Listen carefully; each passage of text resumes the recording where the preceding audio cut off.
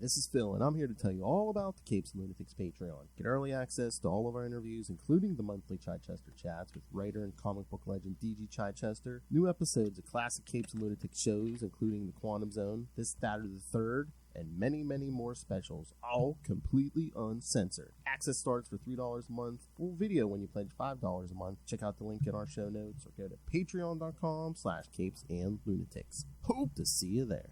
Schnicked,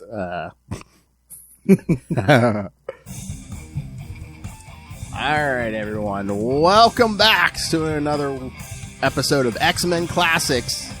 I am Phil. Joining me, as always, T.E.S.S. for Prez. Yes. Alright, it is the president of the T.E.S.S. for Prez fan club. That's right. Justin the Owl, fan of killer robots everywhere. Oh, my. That's right. Yeah, we can even get into a little bit of the history of T.E.S.S, but that's right. But also, we're gonna have a special guest this episode and next for this month on X-Men Classics. Captain America. What? Yeah. That's right, kids. In honor of that movie. Yes, we're gonna talk a bunch of Wolverine and Captain America team ups. Yep. Again, you're old enough to meet everybody, I know. All right, so shall we get into these?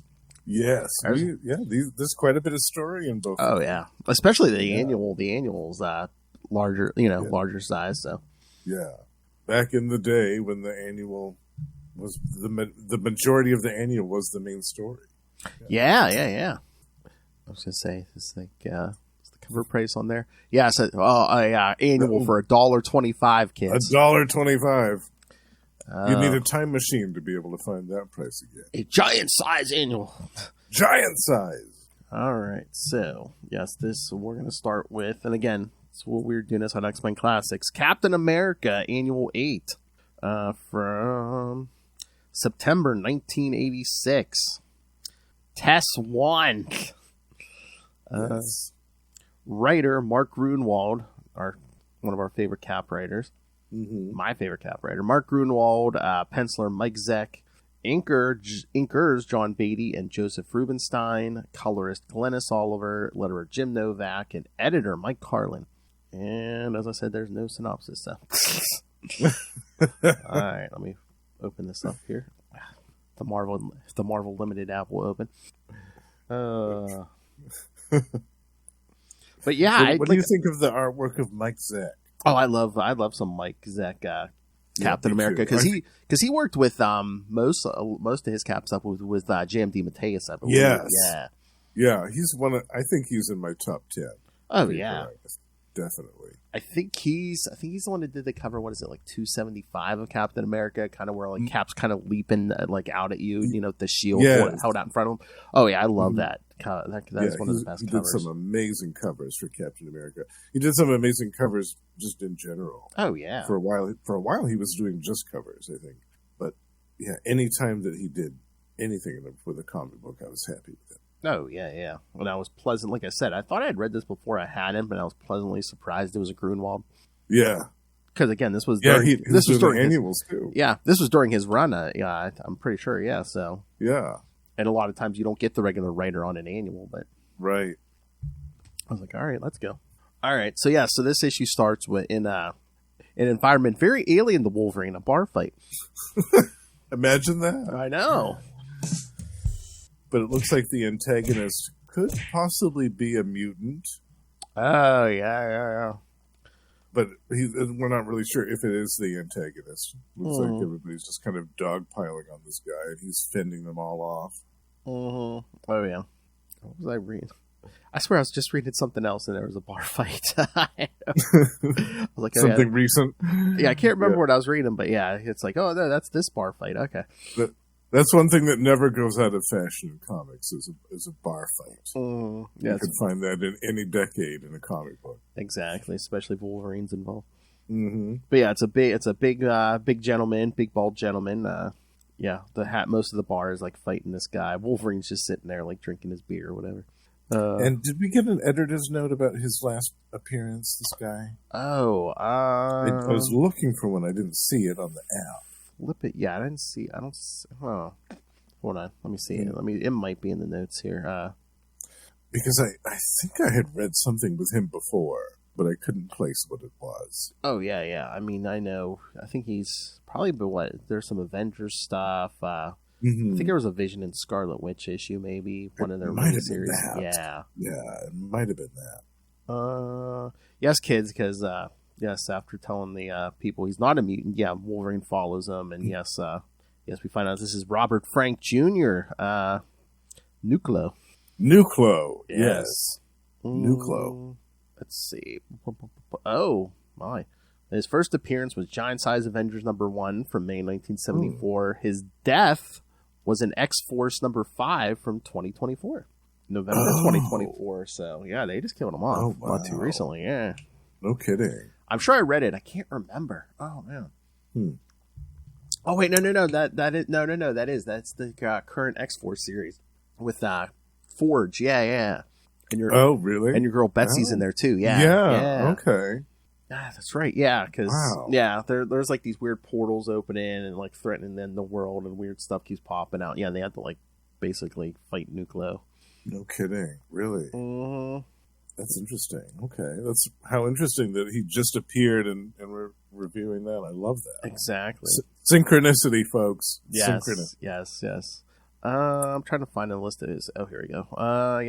Giant Size Avengers #1, Avengers Annual 6, Marvel 2 and 154, and then the thing he appeared in before this annual, Vision and the Scarlet Witch #2. So okay, that's what it was then. Yep. Nucleo. Yeah. Mm-hmm. And then it's saying Avengers 300. Was he in Avengers 300? 300. I thought that was the Inferno. Yeah. What? Oh. Yeah, remember when Steve pulled together that team of Thor, Gilgamesh, and Mr. Fantastic and the Invisible Woman? Yeah, that was.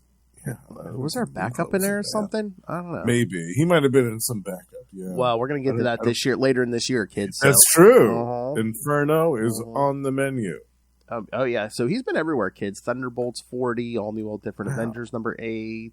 That's crazy. Bunch of X-Force issues. I didn't realize he had been around for so much. Oh, that's right. Citizen V and the V Battalion. Yes. Oh, wow. There's 2 Citizen V miniseries, and I think they're both on the app. We got to get to this one day. Yeah. Maybe next year we can. Yeah. We'll do a Thunderbolts month or something. There you go, kids. There you go, kids. Another thing for the 2026 list. That's right. Add it on. But yeah, Wolverine changes into his brown and tan costume. Yes. This is back in the day of that. And tracks down Nucleo and finds him getting beaten within an inch of his life by a gigantic robot. That's right. In the middle of the woods here, yep. Yeah. In the dead of night, this robot's just beating the ever-loving tar out of this guy, who single-handedly took out a bar full of guys that were... pretty. Yeah. They thought he was a mutant. They were trying to beat him for Right. But yeah, Wolverine tries to hang on to the robot as it takes off, but it shakes him off. Yeah. And I love his highly acute hearing picks up a single word, and it's like T.E.S.S. T.E.S.S. So yeah, Wolverine basically picks up Nucleo and takes him to the hospital. Yeah, he's not doing too well. Mm-hmm. And then we cut to the star, Captain America. Yes. Off Interstate I-94, 20 minutes from the heartland of America, it says, under a Quickie Burgers. Quickie Burgers, yeah. There's a giant hole in the ground, and and this whole sequence of events here was so Martin involved. Oh yeah. Him going through where he goes down into like there's so much meticulous attention to detail. Him with putting the shield in to jar the door, and like noticing the gas, getting the guys out, going back down afterwards, and the booby traps and stuff. It just reminded me of like classic Grunwald. Like I felt like I was in the Bloodstone Hunt again. The Bloodstone Hunt, exactly. Especially that pit with all the spikes. Yes. Yeah, exactly that. Because the cops say they sent 2 men down, they never came up, so Cap goes in after them, and Luckily, they didn't get far enough to reach the pit of spikes, or else there wouldn't be anything left of them. Well, luckily they weren't dead, because in the first room they were in, it was filled with some kind of gas.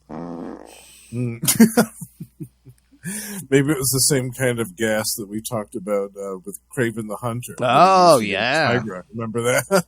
I thought that was man musk, you said. It's the same thing. It's bottled and dispersed around the world to use as a biological weapon. Because Cap finds these guys behind a 6-inch steel door. Yeah. Like almost like a bomb shelter. So, Cap wedges the door with his shield because there was no handle on that side. Yeah, I love that. Yeah. But he gets the cops out, then he tells them, I'm going back down. He gets like a gas mask and goes back down. Yeah. That's where he finds the pit of spikes. I know. He has to land on his shield. He's like... Yeah.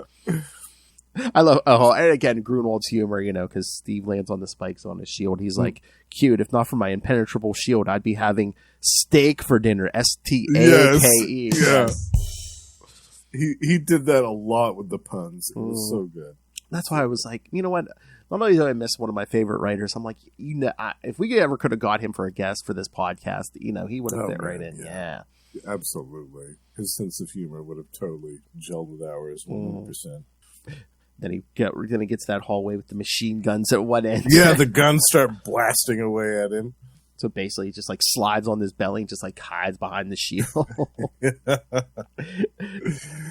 Because he just waits for him to run out of ammo and it just says later, so you don't know how much ammo. Yeah. He could have been there for a while. Mm-hmm. And he tells the cops, don't go back down there. Yeah. Seal this place up. Yeah, because he finds like an old boiler room with a table where something was, but it's gone now. So something large was housed here at one point in time, but is no longer. I love the cop. Captain, we thought we heard gunfire. Yeah, you did. For quite a while, actually. Captain, no need for alarm. Wait till they ran out of ammo. But I guess the guy who lives there or whatever now, Cap's asking him what was here before this. This was a parking lot and used to be the Schumann place. He said tore it down about 10 years ago. And he says, any idea what Schumann did for a living? He was retired. I think he did government work before that. He worked for Hydra.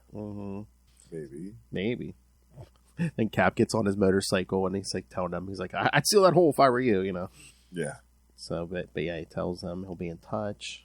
Then we see a trucker in Westchester County. Yes. Somebody breaks into the back of his truck. Yeah, he's just minding his own business, and then all of a sudden he's hijacked by a villain called the Overrider. Yes. He's controlling this robot.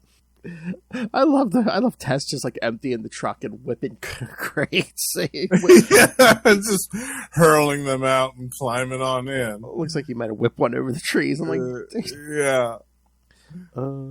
So they hitch a ride. But he tells the trucker, to pass the time, you'll tell me everything you know about the Metco Metallurgy Company security systems. So this wasn't a coincidence. Yeah. Then also in Westchester, we see Wolverine bring Nuclear to the hospital.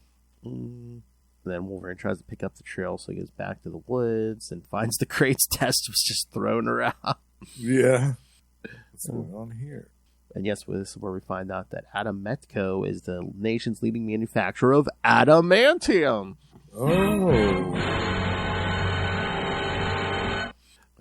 And I love this part too, when Overrider and T.E.S.1 arrive at the factory. T.E.S.1 just barges in and immediately starts attacking everyone.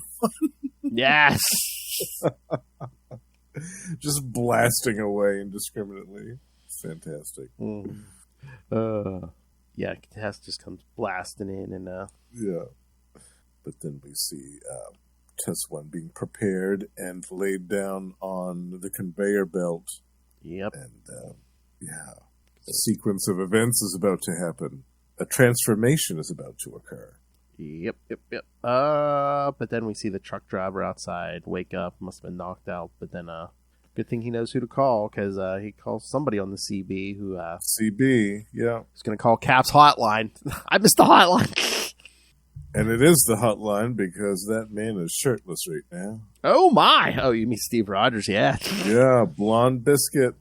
Yeah, this just is about to go to bed. So when he's traveling the country in that van. Yeah. Yeah. I love it. So he has to drive the 70 miles to the plant. He's like, guess I'm not getting any sleep tonight. 70 miles away, and he still gets there around the same time Wolverine does.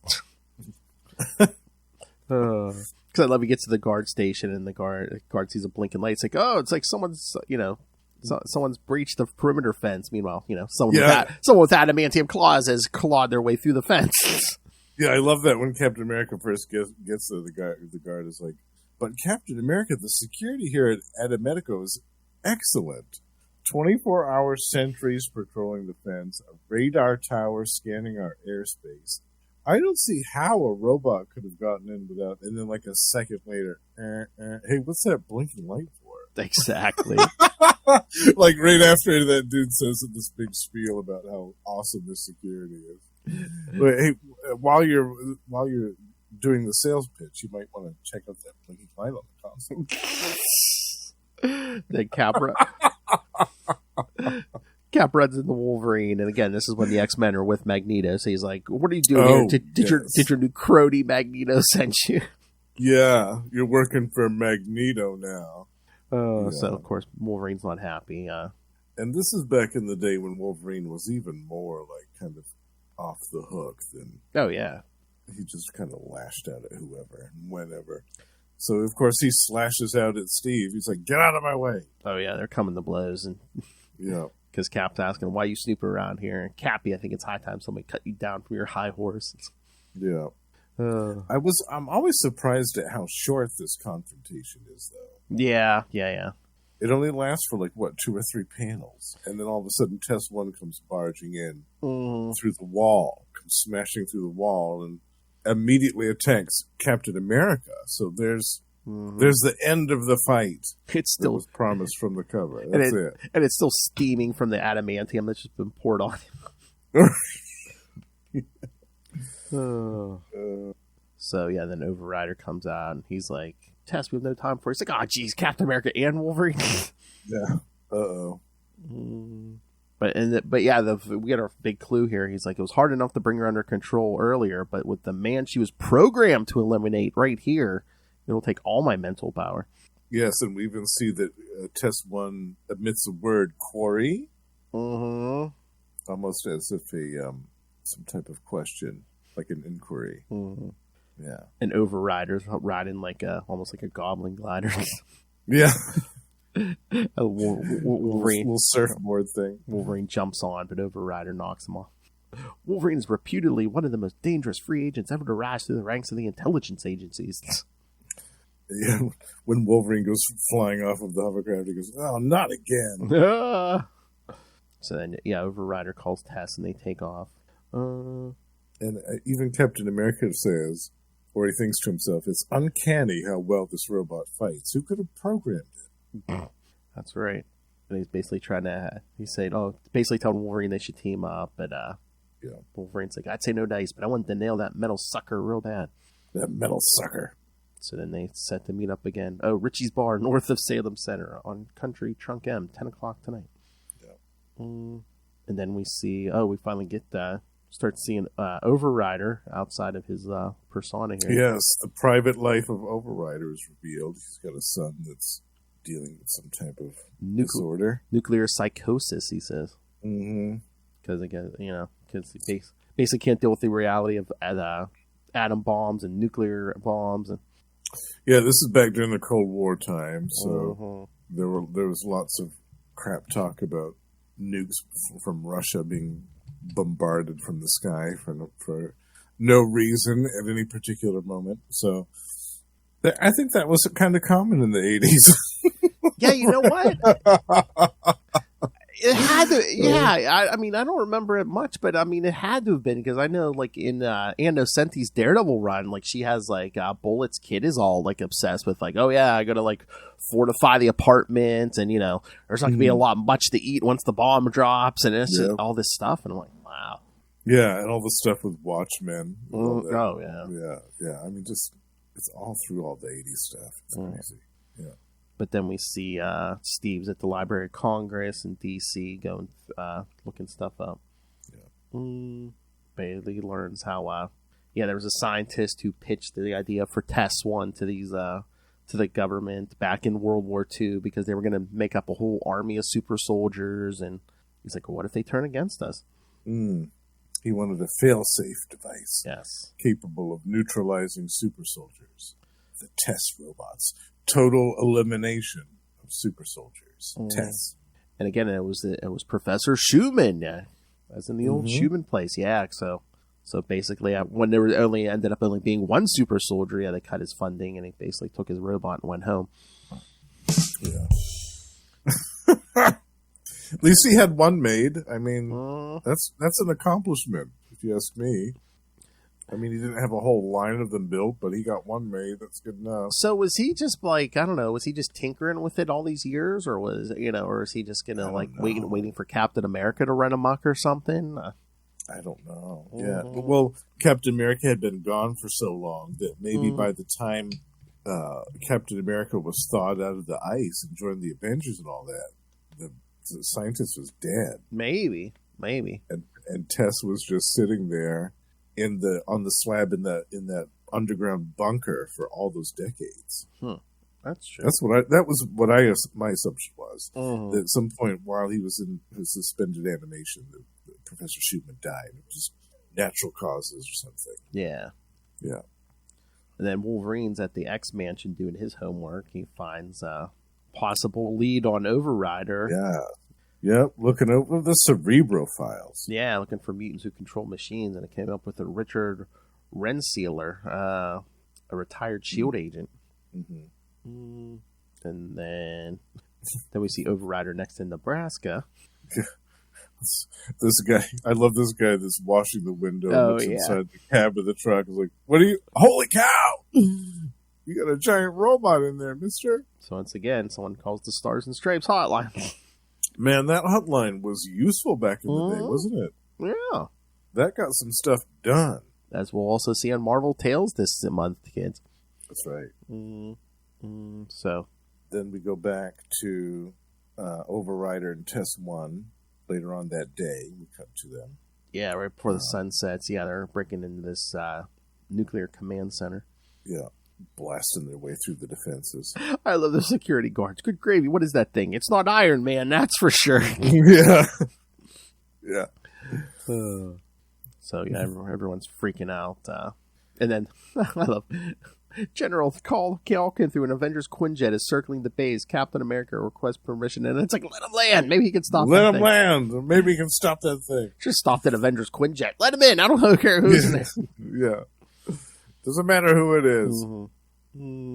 So Overrider breaks in, and then we see Cap and Wolverine show up. Cap and Wolverine show up at the same time, very coincidentally. I love that. Love, he's like, here, let me and my associate take care of this. Yeah, my associate.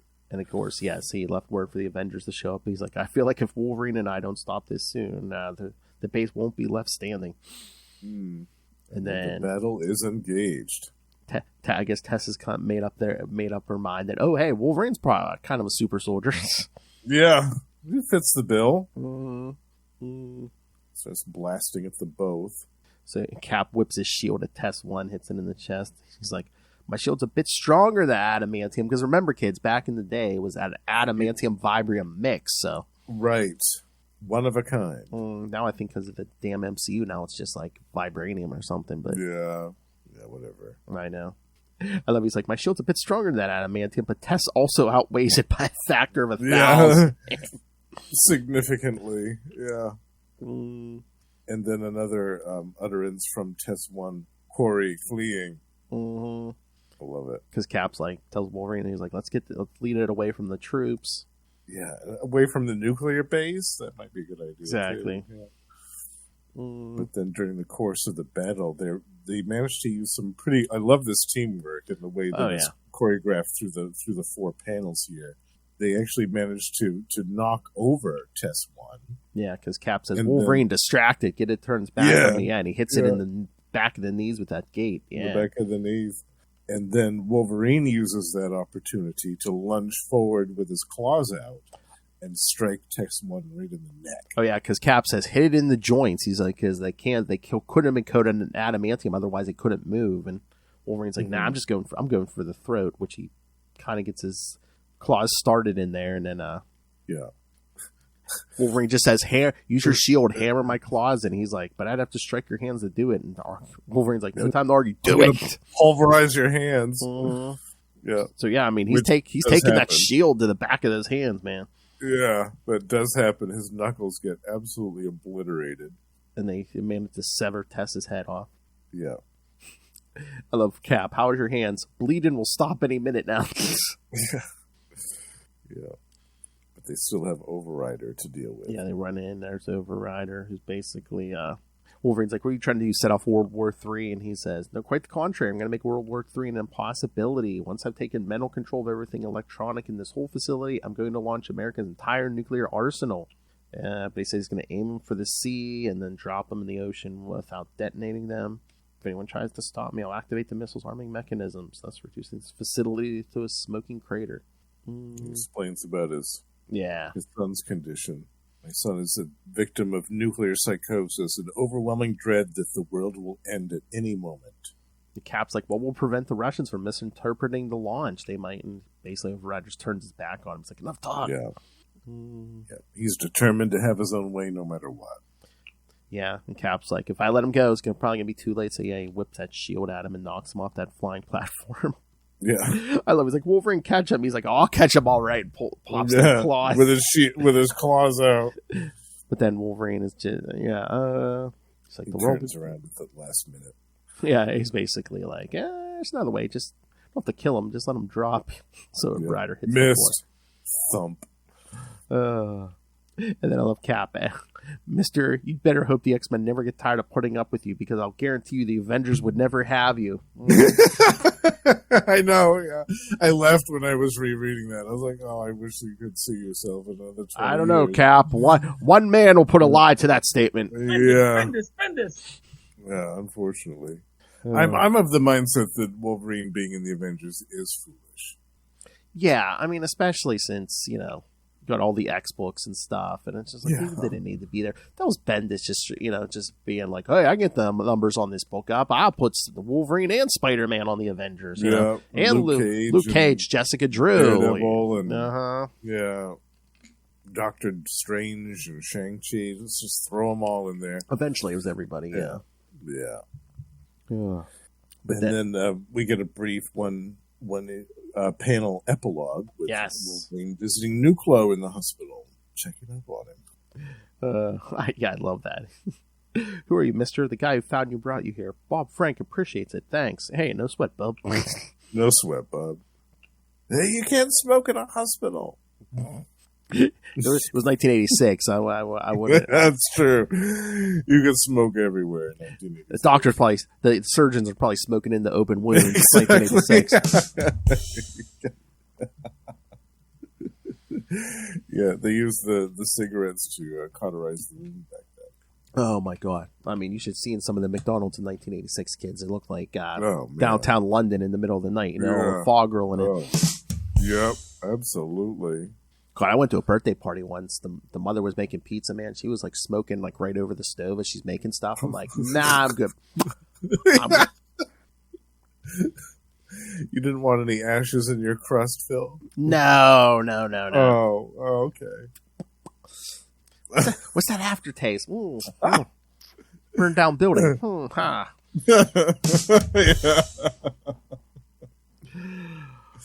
right, Justin, what you think of this one? I love this one. I love TES-1. I think the whole concept behind TES-1 is really awesome. My introduction to TES-1 was actually in Avengers. There was that great story called Heavy Metal. Yes. In which the Super Adaptoid corralled up a bunch of giant killer robots like the awesome Android and the Sentry and TES-1, and just kind of launched them all at the Avengers when they were hanging out on Hydro Base. And it was fantastic. I just loved that. I believe that was the next appearance. Yeah, that Avengers. Yeah. Yeah, I think you're right. And I thought TES-1 so cool. And then it was after that I actually read this annual. And I thought, oh wow, I love it. Mike Zeck is drawing this too, and Mark Greenwald is writing it. Even better. Yeah, because like She-Hulk, like and Marina, I think, force it off Hydra base, so it goes in the river. Where it just kind of sinks. Yeah. Where TESS-1 is recovered during acts of vengeance by Doctor Doom. Yes, and then pit against Spider-Man. Yep. Cosmic powered Spider-Man. He just blows at the pieces. Yeah. And I was curious to see if anything had happened to TESS-1 since then, because I hadn't recalled anything. And yeah, TESS-1 has appeared a bunch of other times in the pages of Secret Avengers. And I guess some of the later Captain America stuff, there were a couple of stories where TESS-1 appeared again. Yeah. So but the ones the ones I really remember are that Avengers, then the Spider-Man. I think it's a Spectacular Spider-Man because it's a Sal Buscema. Yeah. Oh yeah. He's fighting it on a bridge, and everyone's just bitching and complaining because they're like, "You're blocking the bridge, you stupid idiot," and you're a menace. And then he basically just uses the Captain Universe powers to literally blow it to pieces. And he's like, "You happy now?" And everyone just like runs. Yeah. He really is a menace. Oh my god! But then, of course, Doom picks up like what's left of TESS-1. Cause I don't know if it stored some of the Captain Universe power, and of course, what's Doom going to do? Try to steal it? But of course, basically, just literally blows up in his face. Yeah. He loves stealing power. Yeah. Ask the Surfer. Ask the Beyonder. Yeah, ask anybody. That's the Watcher. Ask anybody. Yeah, that's his thing. He loves doing it. Idiot. I mean, his origin is something blew up in his face, but meanwhile, I'm going to try to steal cosmic power. Yeah. Okay. Yeah, let's try to overload everything that I'll ever make from here on out, so that the possibility of it happening again is always a constant. You couldn't handle your little rinky-dink experiment in your dorm room, but you're going to steal the Beyonder's powers. Okay. The Beyonder's power. You're going to mess around with a time platform. You're going to go up to the moon and try to absorb a bunch of the Watcher's power. Like, yeah, great. Yeah, you're going to beat Mephisto. Sure, kid. beat Mephisto with Franklin Richards. Yeah, all right.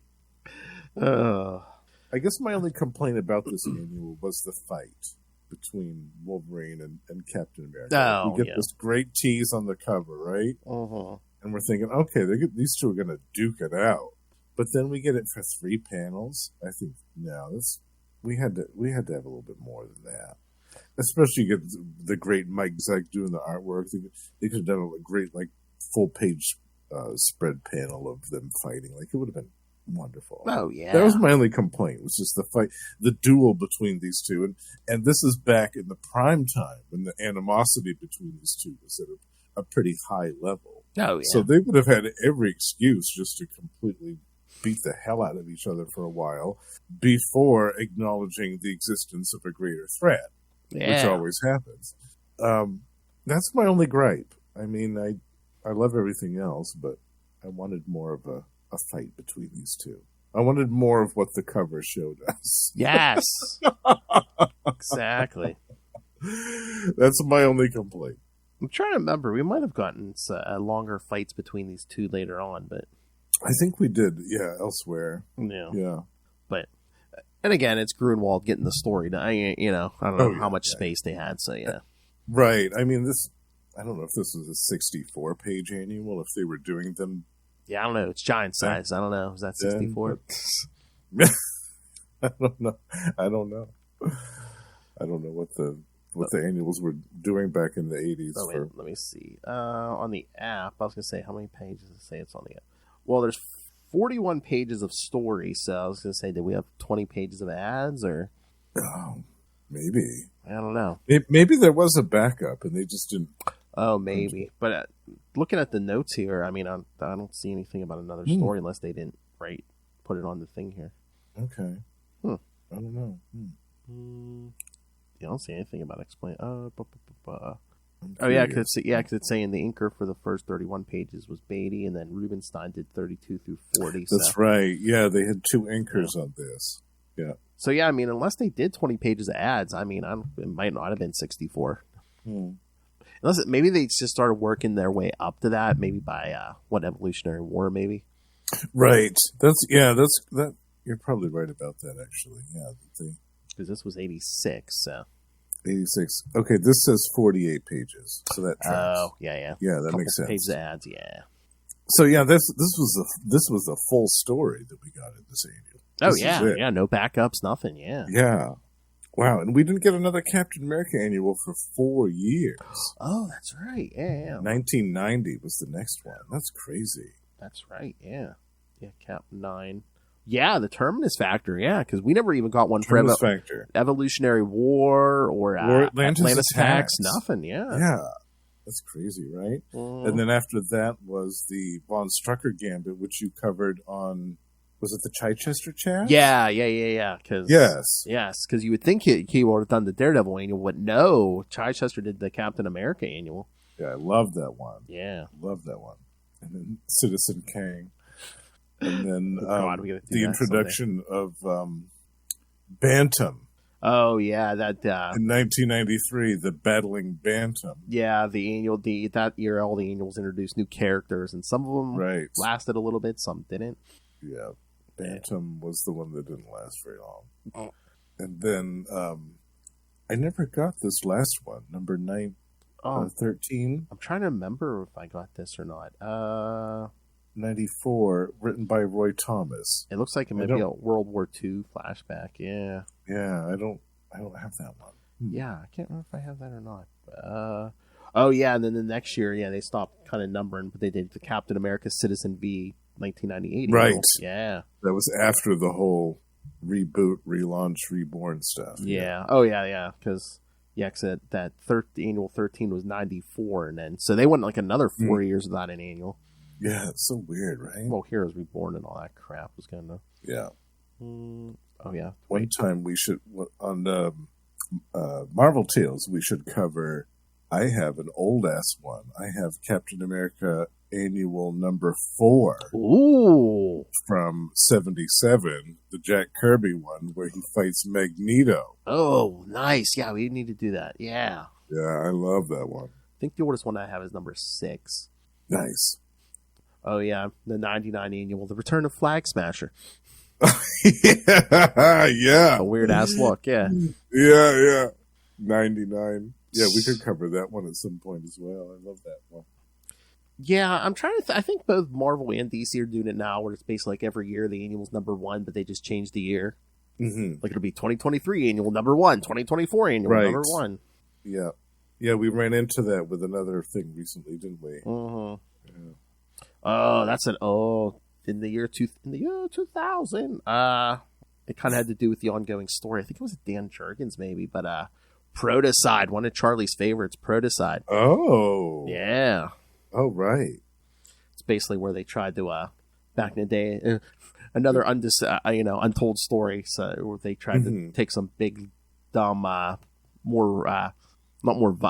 maybe a little more violent, but Clinton McIntyre, Protocide. They tried to give him the serum back in the day, so he was like another unstable super soldier. Yeah. All right. So should we get to the other one? Yes. Do an actual X-Men issue for X-Men class. Madripoor Knights. Yep. And again, kids, if you're any kind of comics fan, I'm sure you've probably seen this cover before, or at least a variation of it. Yeah. Probably one of the more famous covers. Oh, definitely. All right, kids. So, Uncanny X-Men 268 from September 1990, Madripoor Knights. We're going to get more of that next time, kids, because we're going to cover that miniseries.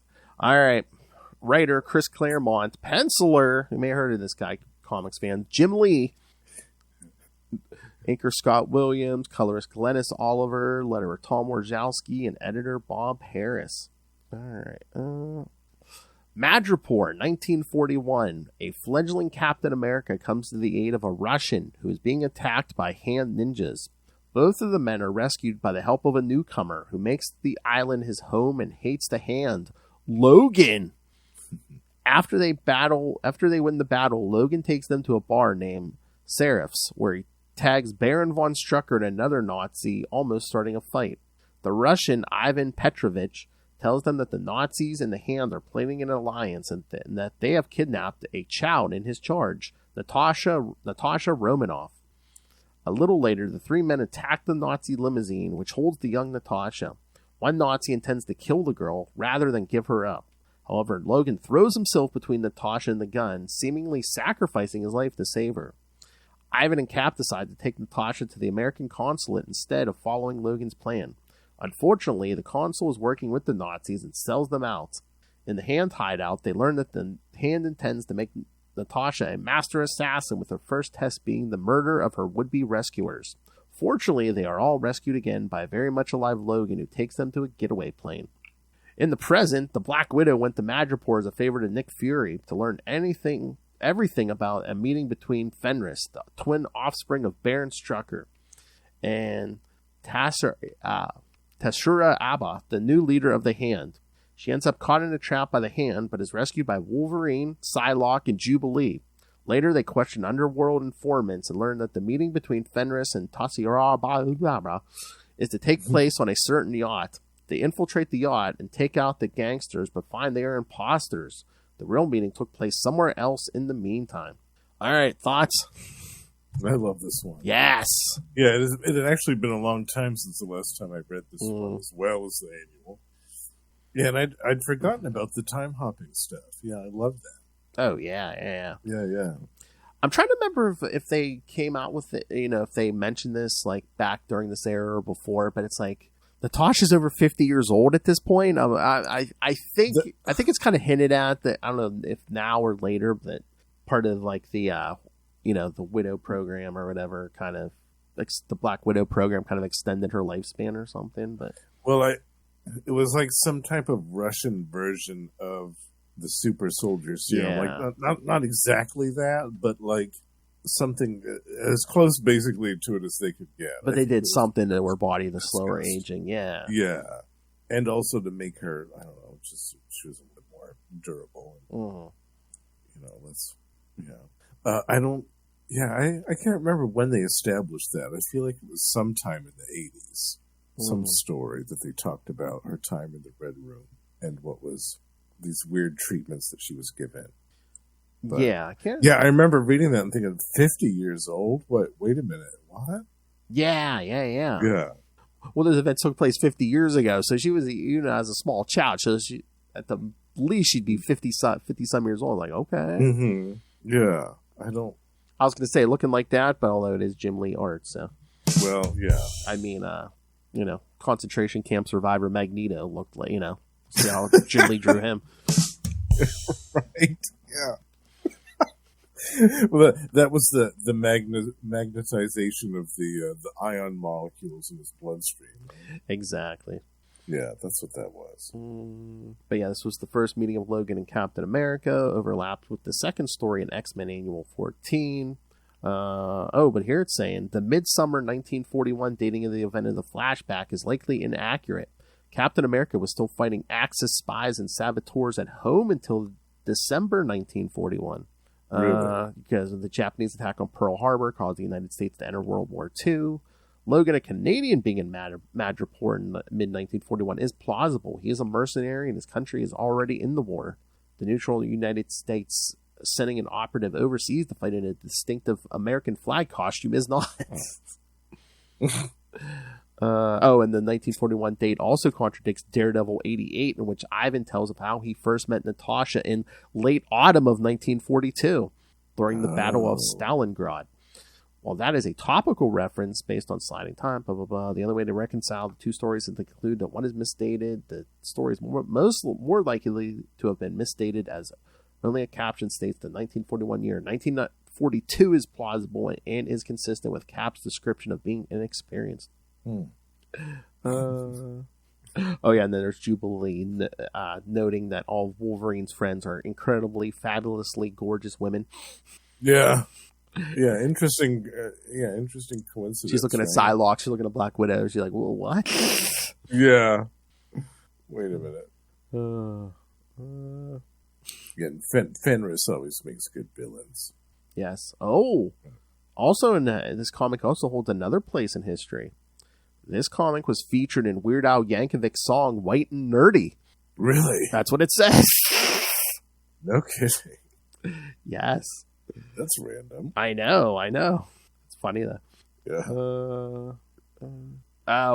There must be a line.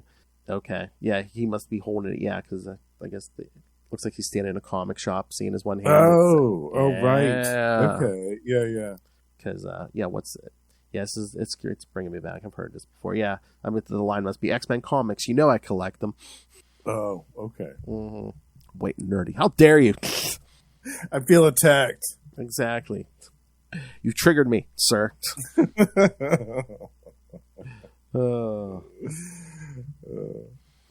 Yeah, I love this issue. I feel like this could have been actually a few issues, this story. Yeah, They could have actually dragged this out for longer and had more kind of meat and potatoes with the whole hand stuff and Von Strucker and all that. Yeah, but then we got to get to a lot of other stuff. I mean, Claremont spread everyone pretty far and wide, so we got to bring everyone back together. And Extinction Agenda's coming here in 2 issues. Mm-hmm. Yeah, which we've covered. Right. There's a ton of stuff going on in the X-Men books, and I think in the Captain America books too. There was in 1990. Yeah, although he's only in the flashback in this one, but yeah, right, yeah. That's what I was thinking. I'm like, he's not in the present, but yeah, he probably is busy. Yeah. Like, when did he have time to go over to Madripoor? Exactly. Yeah. Let's see. Oh, wait, what was the date on this? September 1990. Let's see what Captain America was up to in September 1990. I think that was. Yes. The super soldiers, the Soviet super soldiers, and the. Close, my friend. No, we're September 1990 was Captain America 376. We were in the middle of Streets of Poison. Oh, Streets of Poison. Oh, he was busy. Yeah, and high as a kite. So yeah. That's why he ain't showing up. He was hooked on crack. Exactly. Yeah. That's one of the ones we got to do someday. We got to do all the. Oh my God. We got to do all those Grunwald Cap summer events. We had Bloodstone, Hines, Superior Stratagem, Streets of Poison, all of them. Yes. Superior Stratagem. We did Cap Wolf already. Yes, we did. It's only like 2 issues, but we got to do. There was a crossover between Captain America and Silver Sable in the Wild. Yes, with the Viper. With the Viper, absolutely. There's one with Nomad where he was still toting around the baby. Oh yeah. That made me laugh so hard. He's fighting with this baby strapped to his back. I was like, "What are you doing?" And whenever we have a free month or 2 or 3, we could do Operation Galactic Story. Oh man, we would need at least 3 months for that. That's like 18 issues. Yeah, we would need at least a month. 3 months. Yeah. Oh god. Yeah. All right. I have a. All right. I got a question for you. Which issue do you think you liked more, the annual or 268? I like the annual better. Oh, nice. Yes, because I mean Mark Grunwald and Mike Zeck are a golden combination. Yeah, I liked the story better. Mm-hmm.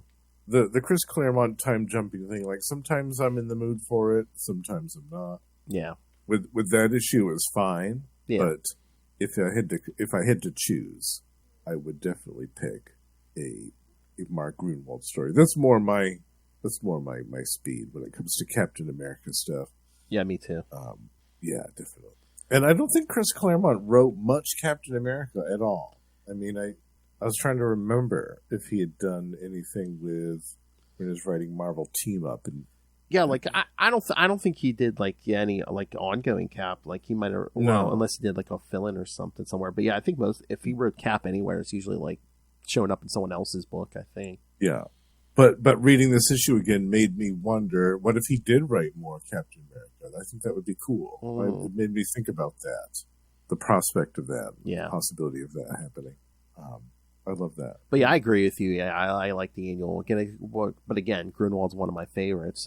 Yes. Yeah, we both have kind of a bias towards Grunwald, which is acknowledged, but I feel like it's justified. His Captain America stories are some of the best comic books Marvel has ever produced. And again, their art styles aren't the same, but we got kind of an embarrassment of riches with the art this time. I mean, the annual, Zeck is good, and of course Jim Lee. It's like, oh my god. Yeah, absolutely. That has been on a bunch of different. Oh, this has been on merch. This has been everywhere. Yeah, that Jim Lee Captain America. Posters. Yeah, that has been used a lot, and justifiably so. It's a wonderful, gorgeous image of that man.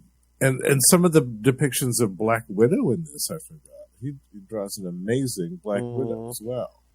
Oh, I'd almost forgotten about that. That was the question I had, because after Black Widow gets attacked and passed out, and Wolverine takes her to a safe room, then she wakes up in lingerie. I was like, okay. Oh, did you? I don't think she was wearing that under her suit. So what? Did Wolverine strip her down and then put her in that? I was like, yeah. Although she is bandaged up, so unless it was a doctor or a female, right? Whatever. Yeah. It's hard to say. That's so funny. Jubilee just peeking through the window. Is it my imagination, or is every old buddy Wolverine's got in the whole world some incredibly fabulous, gorgeous babe? Yeah, she's looking up at everybody's endowment, all the females' endowments, and looking at hers and being like, okay. Oh my God! Don't worry, Jubilee. That's not all it's cracked up to be. Your back will thank you. Oh my!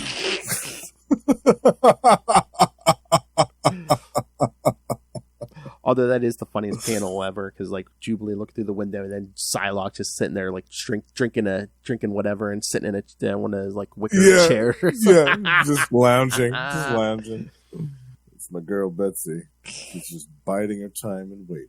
Mm-hmm. Oh, we kind of did the a variation on the Ketchum theme again, because Wolverine's interrogating, or Black Widow's interrogating that guy, and she's like, I don't know how much I can hold on to you, how long I can hold on to you, and Wolverine, sure, I'll catch him. Oh, yes, yeah. Yeah. Calls and the guy's like, I'll talk. Some more synchronicity there. I love that. Yeah. Yeah, I was trying to remember. I don't know if I noticed that before, but when they get on that yacht or whatever, Psylocke was wearing a wig. Oh, yeah. Just to cover up the purple hair or whatever, but she's wearing a wig. It's a little distinctive. That kind of gives you away. Oh, my Lord. I don't know what's keeping Black Widow. Well, I know what's keeping Black Widow's dress up, but yeah. Yeah. Those guys. Micro mini skirt. I mean, it has to be taped onto her chest, because... Yeah. Oh, because that was the thing I was thinking of. Because by the end of that page, her and Psylocke are attacking in their costumes. I was like, man, that was a pretty quick change, wasn't it? That was quick. They ducked around the corner and ducked back out again, and the costumes were on. They should have just did the old Psylocke's, doing a mental illusion of them, and wearing something else. Yeah. Yeah, and explained in multiple panels by Chris Claremont. Yes. Yeah. And yeah, you don't get any shirtless Steve Rogers in this issue, but you do get some little hairy Canadian. Yeah, that was all right. not the same, but it'll do. But yeah, no, they were both good. Yeah. Yeah. Yeah, I enjoyed both of these a lot. And we don't see Captain America really getting involved in the X side of things on his own. Yeah, not a lot, yeah. Yeah. So it's nice to see it when it does happen. Oh, yeah, because, between these two is going to be X-Men vs. Avengers, right? Mm-hmm. Yep. Yeah, that's when the animosity hits an all-time high. Mm-hmm. Oh, yeah. I think we'll be covering that at some point this year, too, aren't we? I believe that's on the list, yeah. I think that's on the list. The whole 4-issue miniseries. We're going to do it. Yeah, the original one, kids. Yeah, the original one. Yes. I should clarify that. There have been 2. Yes. There'll probably be 3 or 4 or 5 before it's all said and done. But this is the first one. Yes. All right. So, yes, next time here on X-Men Classics for the second episode this month, yes, we're going to cover Wolverine Madripoor Nights 1-5, which I believe was just last year. Yeah. Also written by Chris Claremont. It's one of those miniseries that's set around the time of, so yeah, keep 268 in mind, kids, because the miniseries takes place around there. So, mm-hmm. And again, it's the first time read for me. I haven't read this yet, so I'm doubly excited. The return of Captain America and Black Widow and Wolverine. Yeah. So, yes. Love it. But meanwhile, you want more Cap fix. Yeah, make sure you're tuning in the Marvel Tales, because as we cover Cap 310 and 313, Captain America 369 and 371, and then Captain America 380 and 382. Mm-hmm. Oh, that's right. Oh, 371's the date night issue. Oh, yeah. I love that one. Some Ron Lim artwork. Yes. I love that one. Oh, it's so good. Oh, yeah.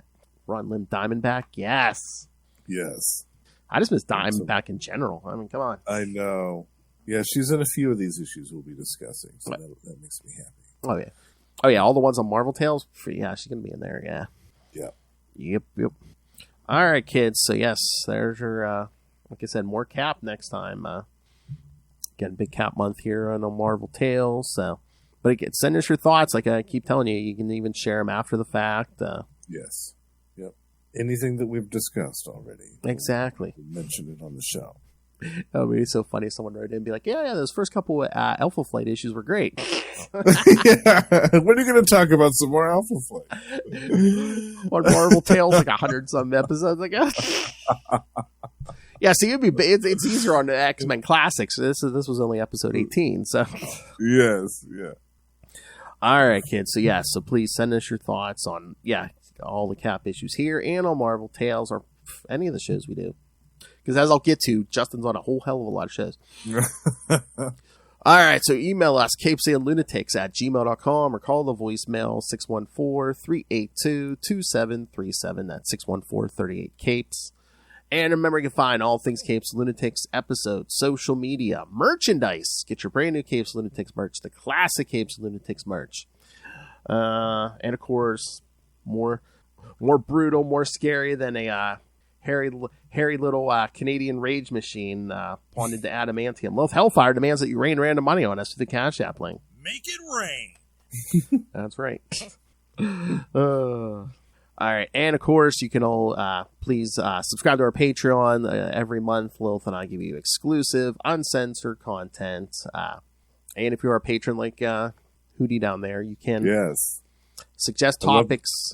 Yes, I love the December episode. I'm looking forward to the January one. Yes, don't make us shame you like we shame Ray in the sending feedback in. He comes in. He comes in strong when he wants to or has to. Gotta hand it to him. Ray plays games, kids, on YouTube. He's probably touching his deck right now. Sometimes with both hands. Oh, that's right. So yes, subscribe to the Patreon, patreon.com/CapesandLunatics, and find everything at tubespace.io/CapesandLunatics Podcast Network. That's tubespace.io/CapesandLunatics Podcast Network. More vicious and brutal than ever. All right, kids. Like I said, this Justin the Owl was a busy man.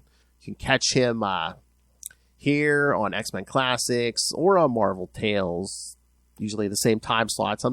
There are special weeks you might get both. So stay tuned for that. Catch him on the Return of Energon Universe. We're gonna be doing that for every month for a while here. So catch him there. You can catch him now at least once a month on Ultimate Spider-Cast with me and Ray. Yes, talking Scarlet Spider. Although he did drop in for the whole month of January for John Byrne January. So. That's right. I love that. That was so much fun.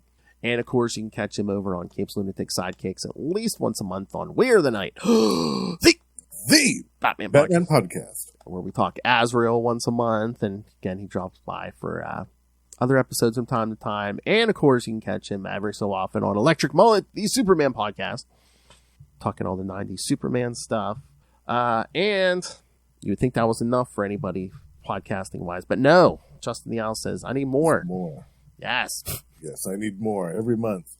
Oh, my. No, we're talking about podcasting now, sir. All right. So tell... That too. That's right. So, yes, tell everyone where they can find you on these shows and who you do them with. You can also find me on Gamma Charge every month with Russell. We're talking about 2 series, Immortal Hulk and Sensational She-Hulk, and having a blast with both. And we also have a Patreon, so check that out. On our certain paying tiers of our Patreon, we're covering a DC version of the Hulk called Damage. It's also been super fun.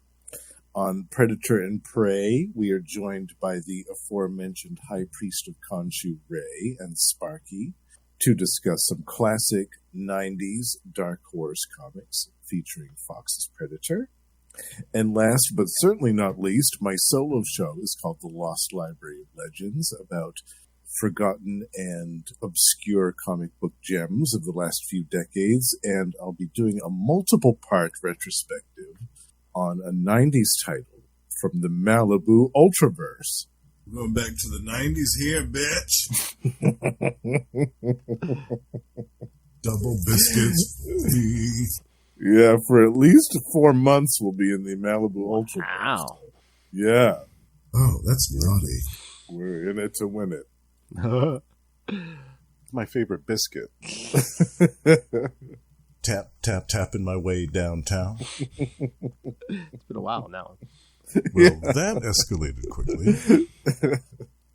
All right, kids. Again, come back next time. Join us for... Oh, wait. No. Told you I was confused. All right. Yes. Come back and join us next time for more Captain America and Wolverine and Black Widow. A return to Madripoor Nights. Yes. This time it's personal. Almost sounds dirty. Madripoor after that. Yes, exactly. I don't think it's with a K, so the K makes it family friendly.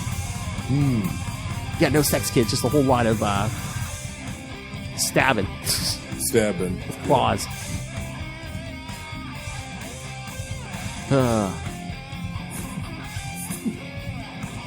Yeah, kids. A lot of good things coming up here in the year. So keep it here for X-Men Classics and Marvel Tales.